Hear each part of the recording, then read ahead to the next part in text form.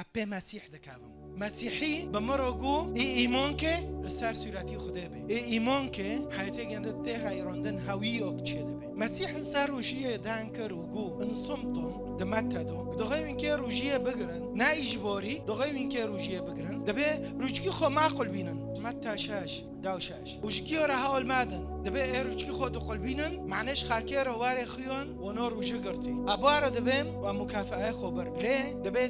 تو قد که روشیه بگرن نه و روشیه و روشیو شکونی نه زنم شکو اختراع بی هر تاریخ ساکت تزونه به دبه تو قد که روشیه بگر روشکی خو بشو سری خو بین که معنی تشخالکی را نتخیون و خودی تدیه هوای تمو کفاک نوکو هنکانه میچینی تخبر تشور به مرا نیشتن و کرمان جارو نوکوش یه روزیه بگرن همه جواکی وان میچینی شوره خدا چیه تش خدا حسکه تش بروکی خوکه حسکه و کش حسکه دبه گوه شریعتو و شورو و شکون و چونی و ضلتم وراء آلیه اخرى و عبدتموها و سجدتم لها یعنی نوکو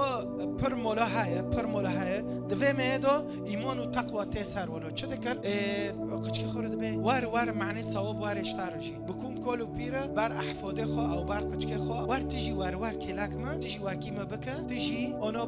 بکه نزانه چه دکی او بس وار بکه کتابه پیروزه اشته دبه شعب بدی عبادت غریبه کاتن اله آخر کاتن و اشته دبه محاونو اوه خدا خستن مدیر کرنش محضری خو دبه پیروز دبه توبه بکن اخبار الايام دبه چه تضرعوا طالبين واجي وتابوا عن شرهم بخين الناس وذبه اخبار الايام داود حفت داود شوردو داس بدك دبي وتابوا عن شرهم فاني استجيب ما توباكر استجابك ما توبا ناكر استجابا نوك وتابوا عن شرهم دبي وافصح عن خطيتهم واخصب ارضهم دبي بس بريجيو چیه اصفح عن خطيتهم نتیجه چیه بتواضع